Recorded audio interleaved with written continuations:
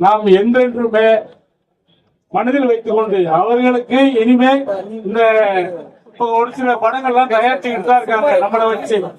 ஏன்னா அந்த சம்மேளன தலைவர் ஒரு முடிவு எடுக்க வேண்டும்.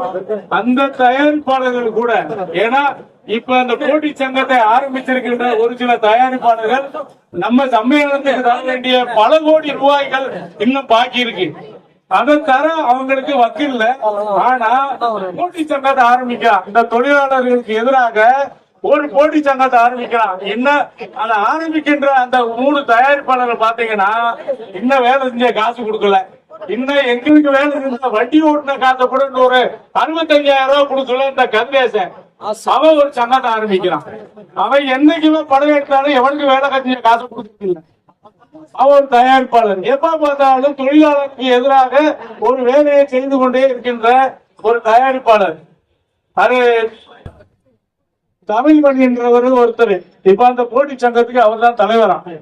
அவரு வேலை செஞ்ச காசை எவனுக்கு ஒரு 10 வருஷத்துக்கு 15 வருஷத்துக்கு முன்னாடி ஒரு படம் எடுத்தார்.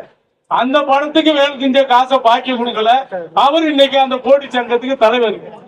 அவங்க முதல் அயன் பண்ற, அவங்க போடுற சட்டைக்கு அயன் பண்ற அந்த பக்கத்துல அயன் கடைக்கு காசு கொடுக்காம பக்கத்துல ஒழிச்சு வந்துருக்காங்க.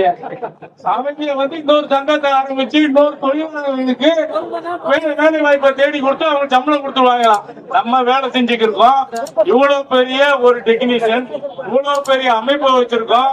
இத்தனை அவ்வளவு பெரிய அமைப்புல திறமையான தொழிலாளர்கள் நம்ம இருக்கோம். நம்மளெல்லாம் விட்டு வேலை செய்ய சுப்பு இல்ல. ஆனா புதுசு புதுசா ஒருத்தன் வரானா அவனை மெம்பரா சேர்த்துக்குவானா, வேலை செய்வானா? எந்த வகையில நியாயமா இருக்கும்? முதல்ல சம்மேளனத்துக்கு கொடுக்க வேண்டிய ஒரு 25 கோடி ரூபாய் சொல்லி பாக்கி இருக்கு. அதை கொடுத்துட்டு நீ சங்கம் ஆரம்பி. நல்ல யோக்கியம் தானே நீ, திறமையான புடிசர் தானே நீ, நல்லா ஆரம்பிச்சு பெரிய தொழிலாளியை வளர்க்க போறவன் தானே நீ.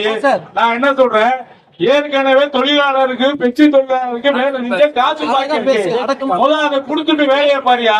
அதை விட்டு சங்கம் போட்டி சங்கம் ஆரம்பிக்கிறது, சம்மேளனத்துக்கு எதிராக சங்கம் ஆரம்பிக்கிறது, இந்த மாதிரி கருங்காரி வேலைகளை நீ செஞ்சீங்கன்னா இன்னும் நீ பாதி படம் எடுத்திருக்க.